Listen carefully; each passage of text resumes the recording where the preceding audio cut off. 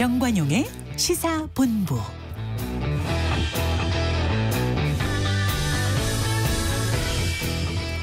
여러분 안녕하십니까? 정관용입니다. 이제 곧 8.15 광복절이 다가오는데요.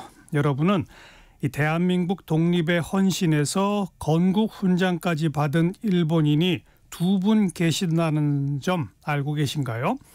후세 다스지 선생이 2004년 건국 훈장 애족장에, 그리고 가네코 후미코 여사가 2018년 건국 훈장 애국장에 각각 추서됐습니다. 그리고 지난해 5월에는 국가보훈부가 이 2분을 이달의 독립운동가로 선정해서 그 정신을 기리기도 했는데요. 과연 이 2분의 일본 분들은 대한민국의 광복을 위해 어디서 무엇을 어떻게 했기에 건국 훈장까지 받게 되었을까요? 네, 오늘 오후 1시 2024년 광복절 기획 다큐멘터리 대한민국을 사랑한 일본인을 통해 자세히 살펴보겠습니다. 정관용의 시사본부 일요일 순서 시작합니다.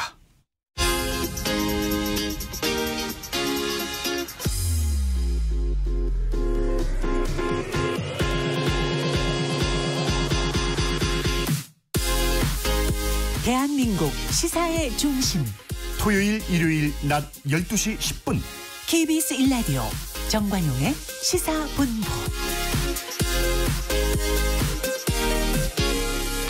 한 주간 주요 뉴스 생생한 음성자료와 함께 정리해드리는 곽지연의 주간 뉴스 브리핑입니다. 곽지연 리포터 어서 오세요. 안녕하세요. 올림픽 소식부터 한국 배드민턴 사상 28년 만에 단식 금메달이 나왔죠? 네, 한국 시간으로 지난 월요일입니다. 파리 포르트 드라샤펠 경기장에서 열린 배드민턴 여자 단식 결승전, 안세영 선수가 중국의 허빙자오를 누르고 금메달 획득했습니다. 초반부터 상대를 압도하면서 한 세트도 내주지 않았고요.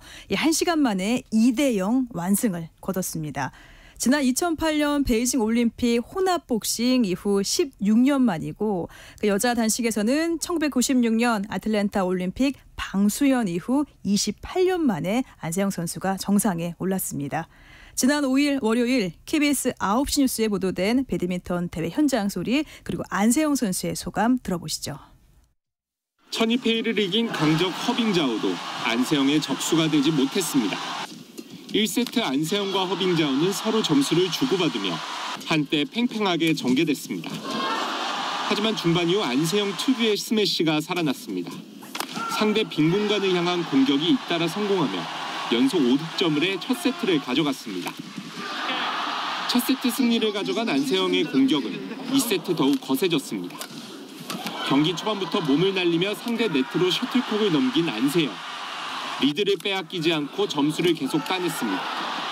특히 헤어핀이 네트를 맞고 상대 쪽으로 넘어가고, 상대의 챌린지 신청이 인이 선언되며 운 또한 따랐습니다. 대망의 매치 포인트. 허빙자오가 친 셔틀콕이 아웃라인을 벗어나자 안세영은 무릎을 꿇며 승리를 만끽했습니다. 1996년 애틀랜타 올림픽 방수연 이후 무려 28년 만에 여자 배드민턴 단식 금메달입니다. 7년 동안의 기다림이 드디어 끝나서 너무 행복하고요. 꿈을 이룰 수 있어서 제가 또다시 해낼 수 있는 힘이 생겨서 너무나도 행복한 것 같습니다. 그러나 안세영은 공식 기자회견에서 고질적인 부상에 대해 협회의 대처가 많이 미흡했다며 대표팀 은퇴를 시사했습니다. 너무 많은 실망을 해서 그 순간을 잊을 수가 없거든요. 저에게는. 저의 기록을 위해서 계속해서 해나가고 싶지만 협회에서 어떻게 해주실지는 저도 잘 모르겠고요. 강도 높은 어조로 협회를 비판한 안세영의 이번 발언은 향후 상당한 파장을 예고하고 있습니다. KBS 뉴스 박찬입니다. 방금 들으셨습니다만 그 안세영 선수가 배드민턴 협회를 비판한 문제에 논란이 거세요. 네, 그렇습니다. 그러니까 금메달을 따고 감동이체 가시기도 전에 안세영 선수가 경기 직후 인터뷰 좀 앞서 들어보셨죠. 이 배드민턴 협회와 대표팀 운영에 그 문제를 제기해서 큰 파장 일으켰습니다. 나흘 전에 한국으로 돌아온 안세영 선수, 싸우려는 의도는 아니었다면서 신중한 태도로 말을 아꼈고요. 개인 SNS에 다른 선수들에게 진심으로 죄송하다는 사과의 글을 남겼습니다. 소관부처인 문체부에서는 올림픽이 끝나는 대로 사실관계를 파악하겠다고 전했고 대한체육회도 조사위원회를 꾸려서 안세영 선수에 관련된 모든 사안을 살피겠다고 밝혀서 이 사태의 진상은 올림픽 이후 드러날 전망입니다. 네. 또 태권도에서도 우리 대표팀이 새로운 기록을 써냈죠? 네, 바로 남자 태권도 지난 2008년 베이징 대회 이후 16년 만에 금메달 나왔습니다.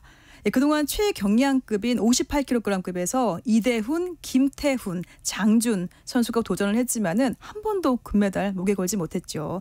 근데 이번 파리올림픽에서 박태준 선수가 58kg급 최초의 금메달을 따냈습니다.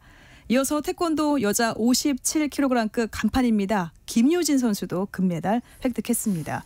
이렇게 대한민국은 금메달 13개, 은메달 8개, 동메달 9개로 종합순위 7위에 올랐습니다.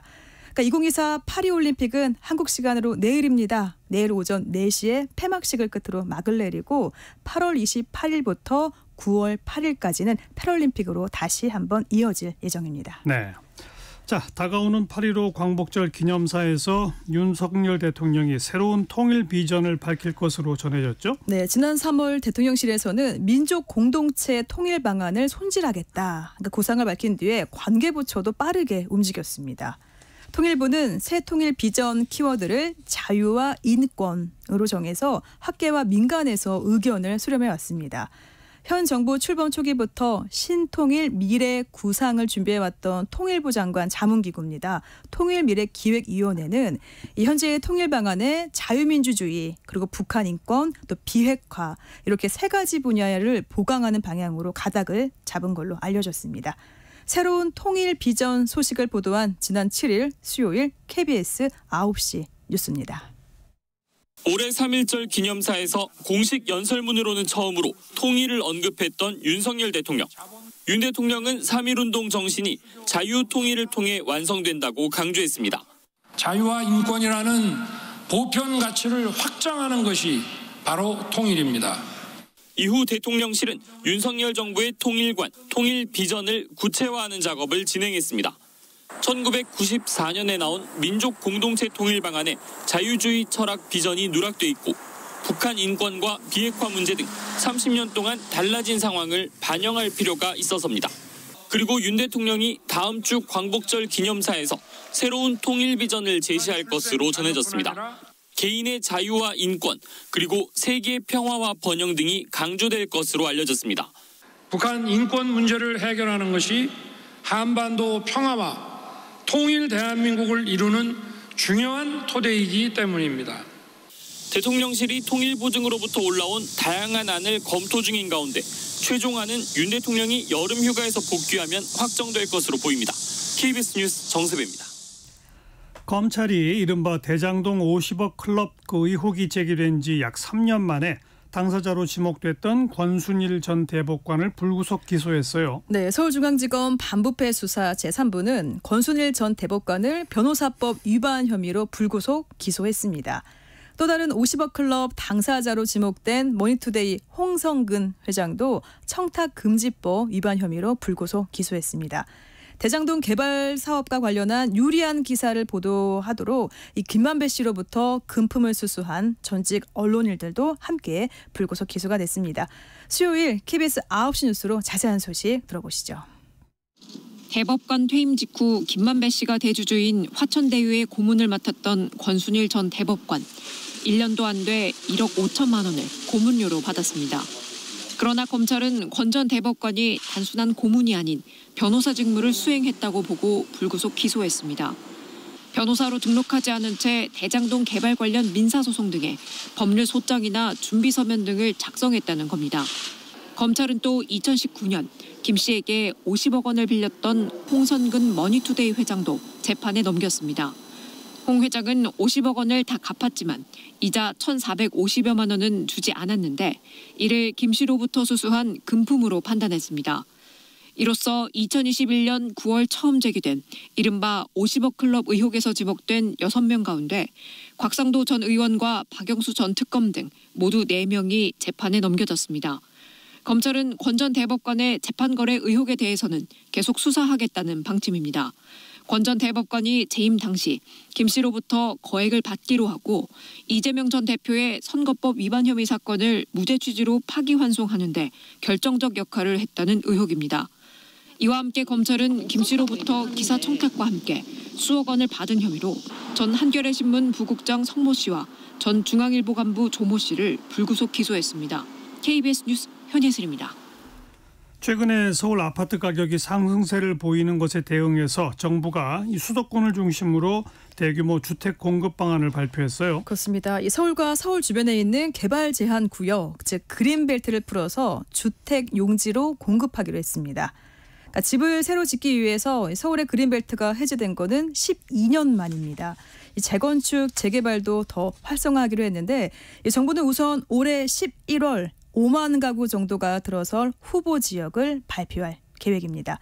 그린벨트 대규모 해제를 발표한 지난 목요일 KBS 9시 뉴스입니다. 서울 아파트 가격이 20주 연속 상승했습니다. 이처럼 수요가 많은 도심 내 아파트 공급을 확대하기 위해 정부는 서울 일부 그린벨트를 해제하기로 했습니다. 서울에서만 그린벨트 해제로 10,000호 이상, 수도권 전체적으로는 총 8만 호를 신규 택지 조성으로 확보한다는 방침입니다. 주택 공급을 위해 서울의 그린벨트를 해제하는 건 12년 만입니다. 서울을 중심으로 집값이 또다시 가파른 상승세를 보이고 있어서 개발 제한구역 해제를 통한 주택 공급 확대에 동참하겠습니다.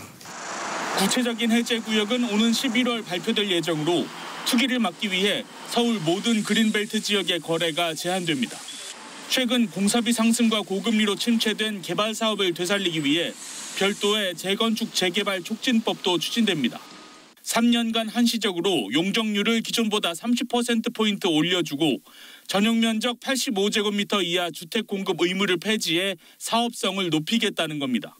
빌라와 오피스텔 등 비아파트 시장의 정상화 방안도 추진됩니다. 이를 위해 정부는 수도권 공공신축 매입 규모를 2년 동안 11만 호 이상으로 확대하고 이 가운데 5만 호는 임대 후 분양 전환이 가능하도록 할 방침입니다. 국민이 원하는 곳에 원하는 주택이 충분히 공급될 수 있도록 구체적이고 실천적인 방안을. 정부는 이번 대책으로 향후 6년간 42만여 가구를 신속하게 공급한다는 방침인데 금리와 공사비 문제, 국회의 법 개정 속도 등이 정책 현실화의 변수가 될 전망입니다. KBS 뉴스 최강호입니다. 네, 주간 뉴스 브리핑 여기까지. 곽지연 리포터 수고하셨어요. 고맙습니다. 정관용의 시사본부 듣고 계십니다. 12시 23분이네요. 기상청 교통정보센터 차례로 연결합니다. 먼저 기상청의 최영우 씨. 네, 날씨 정보입니다. 더위가 연일 계속되고 있습니다. 서울의 경우는 지금 열대야 일수가 기록적인데요. 21일간 연이어서 3주 연속적으로 열대야가 오늘 아침 기록이 됐습니다. 밤에도 전국 곳곳에 열기가 대체 식지 않고 있는 요즘입니다. 다음 주까지도 중기예보상 33도 안팎의 더위는 쭉 이어질 전망입니다. 오늘 낮 최고 기온도 서울과 정읍, 안동이 35도까지 오르겠습니다.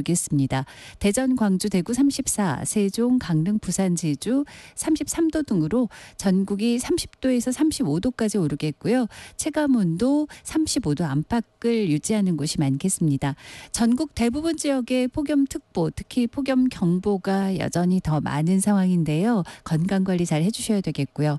수도권 등 대부분 중서부나 일부 남부 지역의 오존 농도 오후 들어 나빠지겠고 자외선 지수도 대부분 높거나 매우 높겠습니다.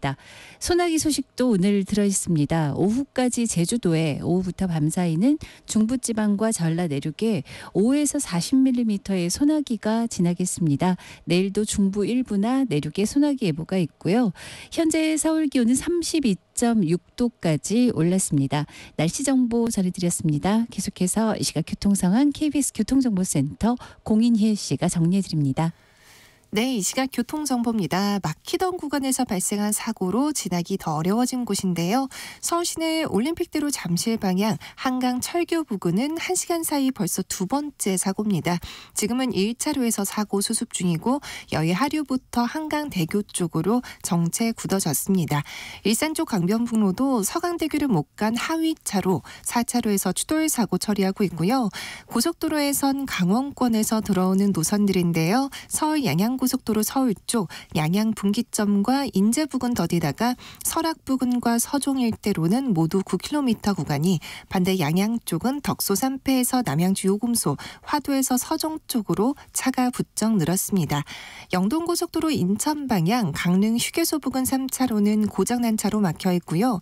이후 정체 진부와 봉평에서 둔내 일대 지나기 가장 어렵습니다. 또 경기권 진입해선 여주 휴게소 부근으로 밀리기 막 시작하고요. 경부선 서울 쪽 충청권 정체는 더 길어져서 지금은 옥산에서 청주 휴게소 쪽으로 13km 구간 크게 답답합니다. KBS 교통정보센터였습니다.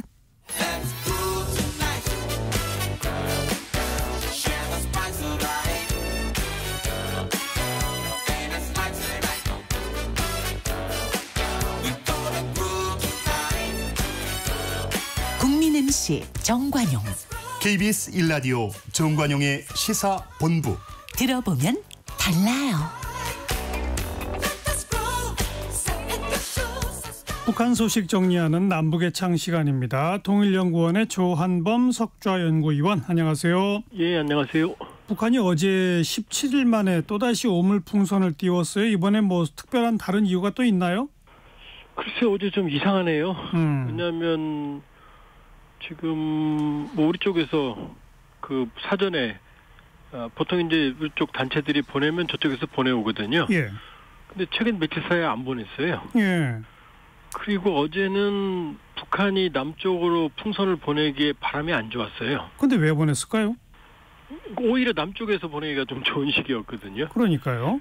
그래서 보니까 아무래도 물론 이제 최근에 사단 중에 하나는 이제 교동도 쪽으로 이제 북한 주민이 탈북한 사례가 있지만, 예.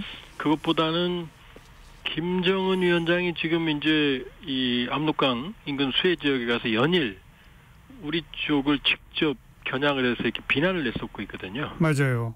이거는 이례적입니다. 김여정은 뭐 과거에 그런 적이 많은데 김정은 위원장 차원에서는 이례적이고, 그것도 두 번이나 연속해서 아주 극심한 비난조의 그 말을 내놓은 건 이번이 처음이거든요. 네. 그러니까 아마 아무래도 이제 거기에 대한 이제 그 이행 차원인 것 같고요. 네. 그래서 한 240여 개 정도 부양을 했는데 한 10여 개밖에 뭐 그것도 서울 쪽으로는 못 왔고요. 예. 그러니까 바람이 이제 한 3,000m 정도까지는 이제 북쪽으로 불었는데 그 위쪽은 좀 남쪽으로 불었거든요.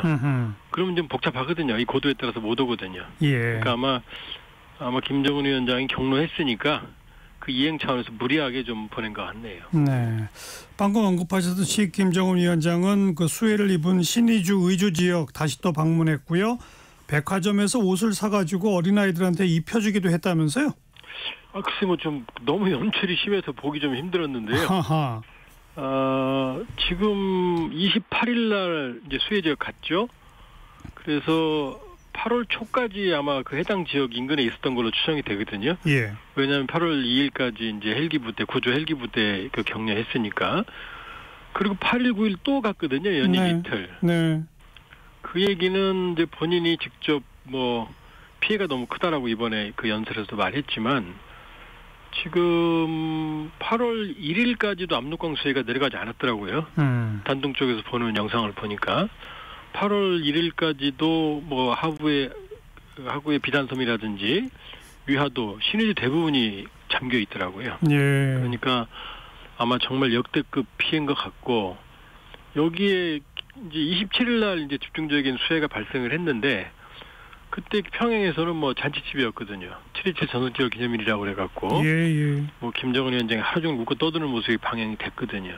그래서 들려오는 얘기로는 뭐 조선중앙텔레비전과 다르게 민심이 좀 상당히 지금 동요하고 있다고 그러고요. 근데 그렇기 때문에 거의 뭐 좀 기이할 정도로 현장 행보, 그다음에 과도하다 싶을 정도로 지금 해당 지역에 지금, 그렇다고 해서 압록강 지역 전체를 가는 건 아니고요. 네. 신의주 의주 지역만 이제 집중적으로 가는데, 아마 나머지 신의주는 평안북도고요.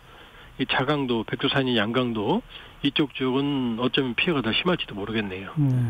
그 수해 현장에서 중대 연설을 통해 가지고 취약한 이재민, 뭐 어린이나 이런 그 15,400명을 평양으로 보내서 보호할 거다, 이런 말을 했다는데 이게 실제로 이루어질까요? 예, 그건 뭐 이루어질 겁니다. 왜냐면 뭐 본인이 직접 말을 했으니까요. 네. 그래서 이제 학교 가기 전 유치원 타가수 어린이들, 그다음에 학생, 그다음에 이제 노약자, 그다음에 이제 부상을 당해서 이제 제대하는 군인들이 영예군인이라고 그러거든요. 네. 이런 사람들, 그다음에 이제 일부 어머니들 해가지고 15,400명을 평양에 와서 앞으로 이제 최소 몇 달간 복구가 되니까 명분은 이제 특히 이제 아이들 교육을 멈출 수가 없다. 예. 그러니 평양에서 보호해주겠다 이렇게 지시를 했기 때문에 아마 그건 이루어질 것 같네요. 그런데 북한에서의 평양은 우리나라에서의 서울과 위상이 다르잖아요. 다르죠. 북한의 지역의 그 주민들이 평양으로 간다는 건 상당한 의미가 있는 거 아닙니까? 그럼요. 평양 들어가려면은 그 허가증이 있어야 됩니다. 그러니까요. 허가증이 있어야 되는 상황인데 제가 아는 범위 내에서는 북한 수해에서 뭐 북한 수해는 연례 행사니까요. 예. 이 15,000명 단위의 주민들을 평양으로 데리고 와서 직접 보호한다는 건 제가 아는 범위 내에서 처음이거든요. 네. 그러니까 이 얘기는 두 가지죠. 그만큼 지금 해당 지역 피해가 심각하다는 것, 그다음에 그만큼 지금 민심을 다독거려야 될 정도로 지금 상황이 힘들다는 것. 왜냐하면 우리 체제하고 다르기 때문에 15,400명을 갑자기 평양에 데리고 간다고 해서 이걸 수용을 한다든지 보호하기가 상당히 쉽지가 않거든요. 예. 그러니까 아마 극단적인 민심 달래기에 나선 거 아닌가 이렇게 보여지네요. 네. 그 수해 현장에 김정은 중대 연설을 뭐 계속 연일 방송을 하고 있다면서요? 지금 이 시간도 하고 있습니다. 텔레비전에서. 왜냐하면 보통 이제 김정은 위원장 현지 행사를 하면 많이 할 때는 9시 때, 12시 때, 3시 때, 그다음에 8시 때, 5시 때, 8시 때, 10시 때 이렇게 6번 하거든요. 네. 그런데 이번의 경우에는 이제 뭐 계속 그 이후로 집중적으로 지금 이제 피해 지역 주민들을 위문하는 그 장면, 그 장면들을 계속해서 이제 반복해서 내보내고 있어요. 그렇게 하루 종일 그 장면을 내보내면 뭐 민심이 다독해지나요? 글쎄요, 뭐 그게 어디 오늘 일은 아닌데요. 근데 오히려 역효과가 있을 것 같은 게, 글쎄요. 지금 이제 천막천에 가서 천막천도 보니까 정말로 그 위험하게 가설해 놨더라고요. 네. 거기서 이제 위문하는 것까지는 뭐 그럴 수 있다 싶은데 이제 김 위원장이 전용 열차로 갔거든요. 예. 근데 이 사람들을 버스를 태워서 전용 열차로 다 데리고 왔어요. 넓은 들판에. 그리고 거기서 이제 구호물품을 나눠주고 거기서 이제 연설을 하고 뭐 한바탕 이벤트를 한 다음에 다시 또 버스를 태워서 그 캠프촌으로 데려가더라고요. 예. 지금 아니 이재민들 우리가 그렇게 했다 그러면 난리 날 거예요? 그럼요. 아니 이재민들이 현장에서 지금 고통스러운데 행사를 위해서 버스를 태워서 그 다 데려오는 것도 아니고 일부를 데리고 와서 아이들까지 데리고 와서 뭐 감격해하는 장면을 연출했거든요. 그러니까 결국 자기 있는 전용 열차로 피곤한 이재민들 데리고 와서 거기서 선물 나눠주고 아니 그냥 캠프촌에서 나눠주면 바로 효과적이거든요. 그렇세 말이죠. 그러니까 지금 하는 일이 27일 날 수해한 날 평양에 생산 것도 그렇고 또 8월 2일 날은 이 수재 현장에서 헬기로 구조한 그 비행사들을 위문을 한다고 파티까지 열었어요. 네. 그리고 이번에 행사도 보면은 상당히 뭐라 그럴까 이 위문 위로 민심 다독이기보다는 오히려 그 민심 이반 초래하는 그런 행위에 가깝네요. 네. 참 아무쪼록 빨리 좀 피해 복구가 이루어졌으면 좋겠는데 그 우리뿐 아니라 러시아 지원도 계속 거부하고 있죠 아직은? 예, 지금 이제 러시아는 즉각 지원을 이제 그 의사를 밝혔고요. 국제기구도 중국은 좀 늦게요. 최근에 이제 왕야진 대사가 8일날 해당 지역을 가서 그것도 이제 북한 주민들을 만난 게 아니고 거기에 있는 화교들을 만났어요. 예. 그러니까 그 사람들을 위문하면서 한 얘기거든요. 어쨌든 뭐 늦긴 했지만 중국도 그런데 뭐 자기들 힘으로 하겠다. 예. 왜냐하면 여기도 또 김 위원장이 이제 발목을 잡는 게 이 와중에 또 이동식 발사대 250대 하는 거대한 물량을 인수인계식을 했거든요. 네.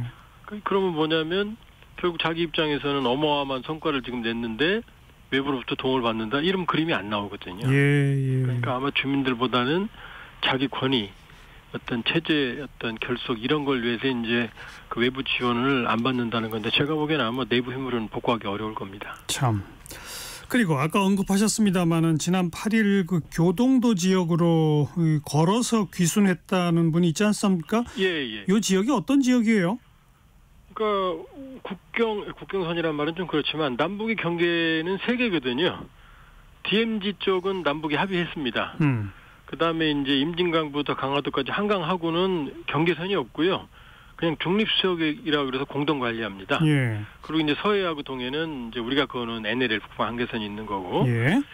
이 한강하고 중립수역에서 가장 가까운 지역이 이제 교동도하고 북한 쪽인데 여기 이제 밀물 썰물이 있거든요. 예. 그러니까 물이 빠지면 뭐 거리는 한 2.5km 되는데 물이 빠지면 이제 물이 있는 지역이 한 1km가 안 돼요. 그러니까 뭐 걸어서 귀순했다기보다는 상당한 거리를 걸을 수가 있고 일부 구간만 헤엄치면 되거든요. 예. 그러니까 이제 여기가 단골 탈북 루트고 거꾸로 2017년에 그 탈북했던 분이 거기를 거쳐서 북쪽 개성으로 간 적이 있거든요. 거기다 또 북쪽 지역이 이 해안 지역이 농경지가 인접해 있고요. 해안 초소 간의 간격이 굉장히 멀어요. 네. 그러니까 이제 맘먹으면 이 쉬운 지역이죠. 근데 이번에도 2명이 시도했는데 1명만 성공했다고 그래요? 그러니까 이제 왜냐하면 열상 장비로 감시하면 보이거든요. 네. 근데 이제 갑자기 열점이 하나 사라진 거죠. 그러니까 뭐 포기해서 되돌아갔다 그러면 다행이겠지만 아마 이제 그쪽이 또 그 밀물이라 하더라도 좁은 수역은 해류가 빠르거든요. 바람적으로. 그러니까 잘못됐으면 위험한 상황이 됐을 가능성도 좀 있죠. 네. 자, 다른 소식으로 이번 파리올림픽에 이제 뭐 모든 선수들한테 삼성이 스마트폰을 지급했는데 북한 선수단도 이걸 받은 거냐? 그러면 이거 대북 제재 위반 아니냐? 뭐 이런 얘기 어떤 상황이에요? 일단은 이제 정밀 기기나 어떤 산업용 그러니까 스마트폰은 거기 들어가고요.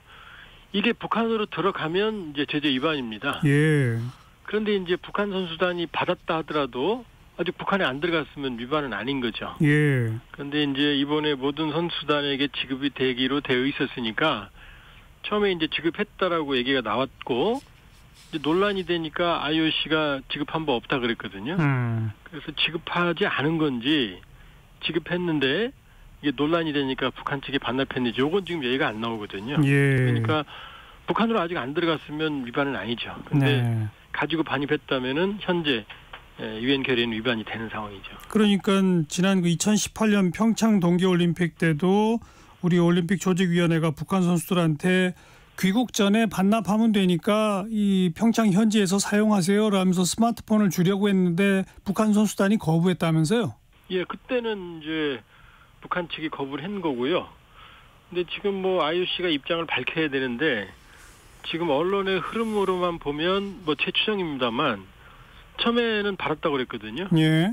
그리고 이제 IOC가 나중에 짤막하게 이제 안 받았다 그랬으니까 북한 선수단이 받았고 이게 문제가 되니까 반납을 했다. 이 시나리오가 좀 유력해 보이고요. 예. 그러나 뭐 어느 경우든 북한 선수단이 받았고 교육할 때 가지고 간다고 하더라도 북한 선수단이나 그 선물 받은 사람들이 북한 내에서 쓸 수 있을 가능성은 뭐 전혀 없는 상황이었죠. 네. 이번에 이제 북한 대표단 선수들이 뭐 외부와의 접촉을 뭐 일절 안 한다 뭐 이런 얘기 지난번에도 하셨습니다만 예. 남북의 복싱 선수들이 둘 다 동메달을 따서 나란히 시상대에 올랐는데 북한의 그 방철미 선수와 우리나라의 임혜지 선수 과거부터 친분이 있던 사이라는데도 이번에 말 한마디도 안 나눴다고요? 뭐 안 나눈 게 잘한 거죠. 왜냐면 뭐 나눴으면 또 들어가서 또 이제 그 귀찮은 일을 북한 선수가 당했을 테니까. 예. 그리고 특히 이제 지난번에 한번 이제 그 시상대에서 셀카를 찍었다고 이제 언론에 대해서 특필이 됐거든요. 예. 그때는 이제 한국 선수, 중국 선수, 북한 선수가 섞여 있었고 이제 한국 선수가 이제 사진을 찍었는데 뭐 그때는 이번에 올림픽 어떤 세리머니 중에 그 공식 절차로 들어 있었거든요. 예. 근데 이제 그게 또 너무 언론에 보도가 되고 정치적으로 해석이 되니까 오히려 이제 아주 경직된 모습이 이번에 나온 거고 가슴 아픈 일이죠. 네, 알겠습니다. 여기까지 통일연구원의 조한범 석좌연구위원 고맙습니다. 예, 고맙습니다.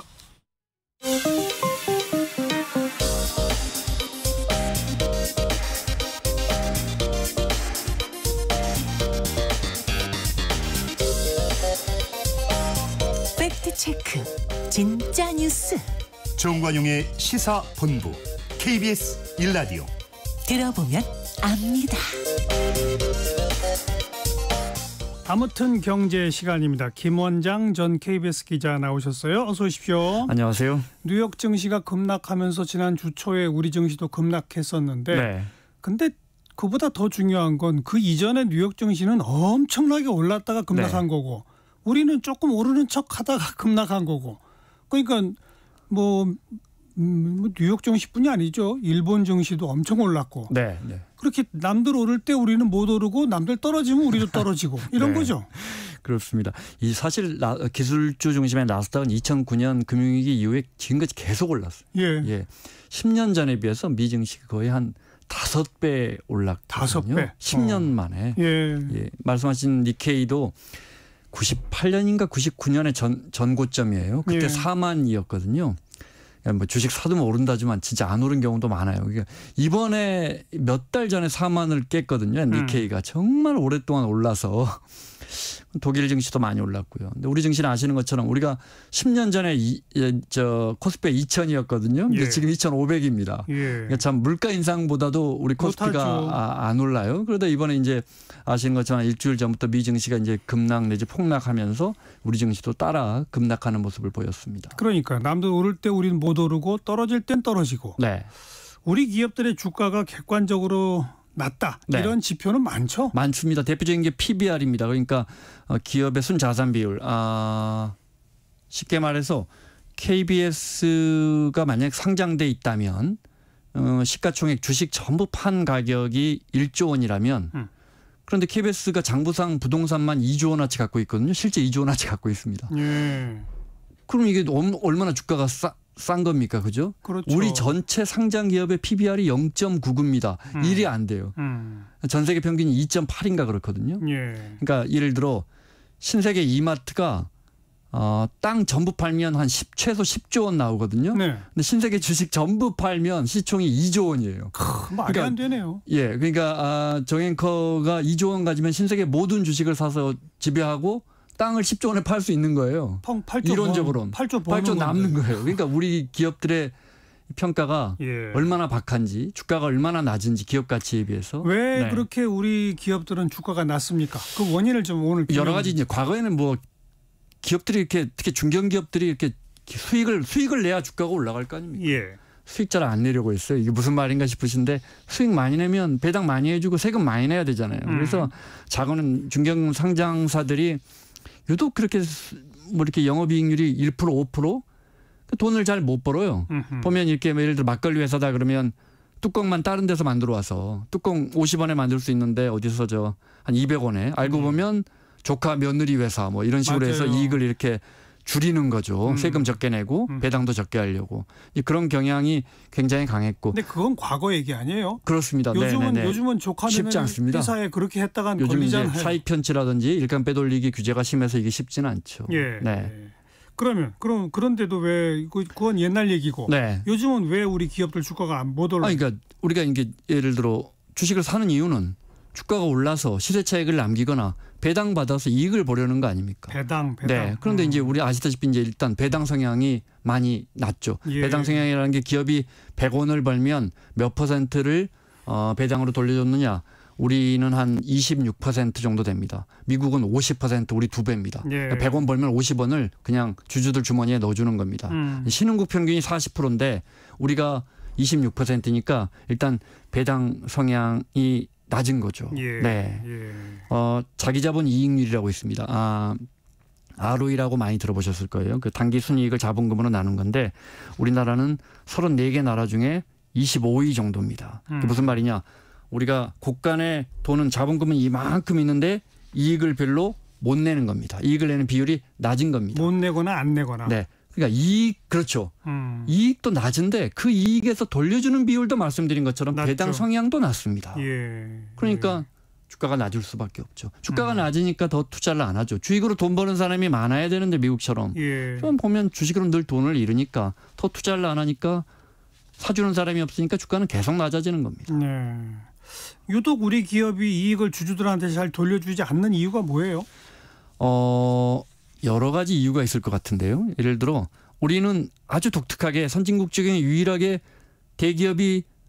대기업을 오너들이 소유만 하지 않고 경영도 하지 않습니까? 맞아요. 그렇죠? 선진국은 거의 이런 사례가 없죠. 재벌 체제 네. 병폐죠. 그러니까 좋은 점은 내 회사니까 어떻게든 더 좋게 만들고 투자해서 더 크게 만들고 더 경쟁력 있는 회사려고 저 주인의식을 갖고 만들려고 하지만 이걸 직접 경영까지 하다 보니까 아무래도 그 이익을 이거 내 건데 사실 번 돈이 이거 돌려주기가 사실은 아깝죠. 미국은 오너들이 대주주들이 제3자로 소유만 하죠. 그리고 대리인 전문 경영인을 딱 세우죠. 전문 경영인에게 뭘 원하겠습니까? 배당 많이 해달라. 그렇죠. 너는 기업 키워서 주가 올리고 나한테 이익 많이 돌려줘. 나는 대주주니까 그만큼 이익을 많이 가져갈 거야. 그러니까 당연히 미국의 기업들은 지금의 이익에 대해서 주주들에게 많이 환원을 하려고 하지만 우리는 내가 소유하고 있으니까 미래 가치가 더 중요한 거죠. 그렇다고 돈을 많이 벌었다 해도 조금만 주주들에게 떼주고 더 투자를 많이 한다든지 현금으로 유보한다든지 또 우리는 상속세가 말씀드린 것처럼 높아서 아시다시피 삼성이나 대기업 총수들이 사실은 이거 어떻게 하면 상속세 다 내고 상속세가 거의 50%이기 때문에 물려주고 이거 아들에게 물려주지 이 생각 아니라고 고간의 돈을 쌓아놔야 돼요. 상속세를 내고도 계속 지배해야 하기 때문에. 하니까. 네네네. 우리 또 그런 부분도 있고 또 우리 기업들이 갖고 있는 정유, 화학, 특히 반도체 이런 건 아시다시피 한번 투자할 때 몇 조 원을 투자해야 되거든요. 장치 산업이죠. 장치 산업입니다. 그러니까 또 돈을 더 세이브에 저축해 놔야 되는 이런 여러 환경적인 요인들이 맞물려서 우리는 주주들에게 잘 돌려주지 않습니다. 주주들에게 잘 돌려주지 않으니까 주가가 낮은 겁니다. 미국의 주요 기업들은 그 대주주의 이익을 확대하기 위해서라도 주가를 올려야 되는 그러다 보니까 천문학적인 액수를 들여서 자사주를 사들여서 매각하는 경우도 많죠. 애플과 경쟁사는 삼성전자밖에 없지 않습니까? 그 정행경께 제가 여쭤보면 애플이 한 500조 매출, 삼성전자가 300~400조 정도 매출합니다. 뭐 거의 비슷한 규모죠. 네. 많은 부분에선 삼성이 앞서가고 있고 휴대폰 지금 많이 뺏겼는데 그 시가총액이 그러니까 주식 전부 판 값이 얼마 정도의 차이가 날까요? 알아요. 전 10배 차이 나요. 10배 차이 나요. 네. 그러니까 이 기업 가치에 비해서 주가가 너무 차이가 나는 거죠. 왜냐하면 뭐 주주들이 기대할 게 별로 없으니까. 반면 이제 미국 기업들은 아시다시피 특히 이제 빅테크 기업들은 주주 환원을 위해서 자사주를 매입해서 태워버립니다. 소각한다고. 애플도 그거 많이 하죠. 애플이 제일 많이 합니다. 네, 애플이 지금까지 7천조 벌어서 8천조만큼 주주에게 환원했답니다. 그래서 저는 그럼 말이 안 고간의 돈이 안 남아 있을 거 아니에요. 어쨌든 수치상은 이게 맞습니다. 이렇게 많이 돌려줍니다. 네, 그러니까 자사주를 사서 그걸 매입을 해서 그러니까 자본금이 축나겠죠. 이익이 축나겠죠. 그걸 다시 태워버리면 자본금이 줄어들고. 근데 이 기업이 내는 수익이 똑같다면 이게 분모는 작아지고 분자는 그대로라면 이게 주당 수익률이 높아지니까 기업 가치 주가는 오를 수밖에 없거든요. 이걸 뭐 아시다시피 미국 기업들이 얼마나 이 자사주 소각을 많이 하냐면 스타벅스라든지 슈레패커드라든지 뭐 맥도날드 자본금이 0 또는 마이너스입니다. 고간의 돈이 하나도 없습니다. 두 가지를 의미합니다.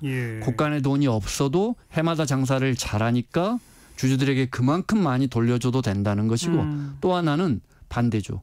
근데 니네 정말 큰일 닥치면 어떻게 할래? 그러니까요. 약간 우려도 되는 부분이죠. 그러니까 우리처럼 너무 주주 환원을 안 해도 문제지만 미국처럼 너무 기업의 이윤을 주주들한테만 돌려주면 미래를 위한 투자할 여력이 없어지는 거고 만약에 무슨 그 심각한 비상 상황이 터지면 그렇습니다. 뭘로 해결합니까? 그래서 너무 자사주 매각을 통한 그러니까 너무 돈만 벌면 너무 주주들에게 돌려주니까 그래서 주가가 계속 올라가니까 기업 가치만 올라가고 뭔가 내실이 없어지는 것 같아서 바이든 행정부가 야 그러면 그 주식 매입한 돈에 자사주 매입한 돈의 1%는 과세하자 해야지 과세를 시작했습니다. 그럼 반대로 말하면 미국 정부가 야 이거 좀 자제해라. 너무한 거 아니냐 이런 거죠. 근데 말씀하신 것처럼 우리는 너무 주주 환원을 안 하고 미국 기업들은 너무 주주 환원에 치우치는 게 아닌가. 미국 기업들이 주요 기업들이 100원 벌었다면 지난 몇 년 동안 80원을 배당과 자사주 매입 소각에 썼다는 거예요. 20원 남은 걸로 투자를 한다면 고간을 지킨다면 이건 위험스러운 일이죠. 그런데 하나 따져볼 건 있습니다. 주식 투자라는 게 뭡니까? 이 자본시장이라는 게 내가 너희 기업의 미래를 믿고 투자할 테니까 주식을 살 테니까 대신 그만큼의 돈을 내고 그 돈을 너희 기업 곳간에 쌓아도 이런 거죠. 그걸로 투자해 이거죠. 그렇죠. 왜 합니까? 그 투자를 돌려서 나한테 다음에 돌려달라는 거 아닙니까? 예. 그게 이제 기업 공개와 개인 사기업과 다른 것이죠. 예를 들어 알파벳이라는 정말 세계 최대 기업이 갖고 있는 구글은 상장돼 있지만 유튜브는 상장 기업이 아닙니다. 꼭 상장 안 해도 되는 겁니다. 상장하는 이유는 내가 너희들이 준 투자한 돈으로 자본금을 쌓아놓고 그 돈을 돌려주겠다는 의미입니다. 근데 우리 기업들은 상장해놓고 돌려주지 않겠다는 건 알겠어요. 자본시장의 원칙을 위배하는 겁니다. 그러니까 뭐 미국까지 그 정도로까지 주주환원하라는 건 아니지만 우리가 너무 이제 약한데 그 근본 원인을 따져보면 결국 기업의 지배구조. 오너 중심의 경영 이것 때문이다. 그렇습니다. 많은 우리 기업 주가 올리려면 지배구조 바뀌어야 된다 이거죠. 많은 외신들이 그걸 얼마 전에 CNBC 미국의 CNBC도 한국의 독특한 재벌이 고유명사인 거 아시죠? 옥스퍼드 사전에 대기업이라고 하지 않고 등재됐죠. 한국의 재벌에서 오너 일가의 독특한 결정으로 의사결정이 이루어진다. 이사회나 주주들이 아니고 그로 인해서 잘못된 결정이 이루어질 수 있는 것이 주식 저평가의 원인이다. 이렇게 매우 아픈 지적을 했거든요. 정확한 지적이죠. 네네. 근데 사실은 자본주의 사회에서 기업 공개하고 그래서 기업 그 장부를 들여다보고 거기에 맞춰서 우리가 투자하고 그 이익을 돌려주는 주주들에게 환원하는 시스템은 매우 중요한 겁니다. 근데 우리는 이게 작동을 잘 안 하고 있고 그래서 주가가 좀 저평가되고 있는 거 아닌가. 실제 이제 근데 우리 금융사들도 그렇고 삼성전자도 그렇고 SK도 그렇고 현대차도 그렇고 배당도 해마다 조금씩 높아지고 있고. 늘리고는 있어요. 네, 주주환을 늘리고 있지만. 자사주 소각도 조금씩 하고. 그러나 외국에 비해서 약한 거죠. 네, 그리고 또 주가가 오를 때 기업을 키우고 안정시켜야 한다고 생각하니까 주주환원보다는 오히려 증자를 내서 자본금을 더 채우거나 계열사를 상장해서 더 돈을 모으는 반대죠. 이런 현상이 우리는 오히려 더 주가를 떨어뜨리는 원인 아닌가. 여기까지 합시다. 김원장 전 KBS 기자였어요. 고맙습니다. 고맙습니다. 1부 마칩니다. 잠시 후 1시부터 광복절 특별기획 다큐멘터리 대한민국을 사랑한 일본인이 방송됩니다. 많은 애청 바라고요. 노사연의 님 그림자 함께 듣죠.